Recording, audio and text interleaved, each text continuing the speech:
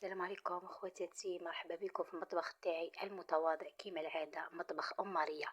اليوم جبت لكم وصفه سهله سهله سهله اللي هي الدنجال بالبيض. ما فيهاش مكونات بزاف، هما زوج دنجال بيض كيما راكي تشوفي، وتجي بنينه مقرمشه. تسلكي روحك، تكوني خدامه تكوني برا، تجي ديرها 5 دقائق. فيها حبيبات بيض والدنجال كما راكي تشوفي هكا. هادو المكونات زوج اللي فيها. وانتي سلكتي راسك ودرتي وجبه تاع فطور ولا تاع عشاء، ولا نقطعها هكا رونديلات شويه يكونوا غلاط كيما راكي تشوفي هكا. ونقلع لهم هذيك الدخلانيه كاع البيضه هذيك نقلعها،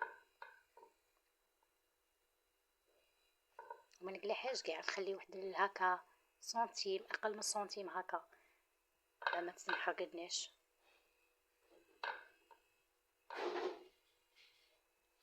وتكون فيها هذيك الطراوه شويه تاعها طراوه، ومن الفوق تكون مقرمشه. هذوك الرونديلات تاعنا نديروهم في الماء والملح باه ما يتاكسدوش.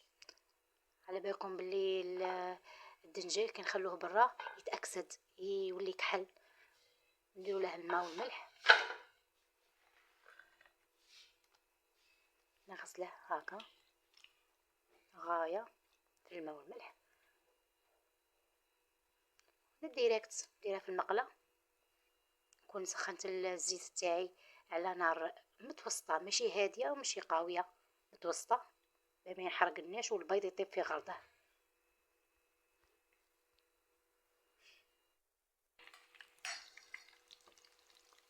الوصفه راهي باينه زعما بلا ما نشرح، كيما هكا في كل رونديله نديرو فيها شويه تاع نديرو فيها حبه تاع بيض، فوقها شويه تاع ملح، شويه تاع فلفل كحل ولا حبه كحله كل واحد كيف يسميها، ولا حرور.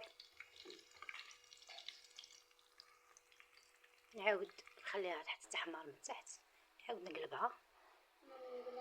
النتيجه كما راكي تشوفي. نزينوها بشويه شويه شويه تاع مايونيز وش هي طيبه. درنا فيها بطاطا صحتكم اللحم والجاروز حطيناها.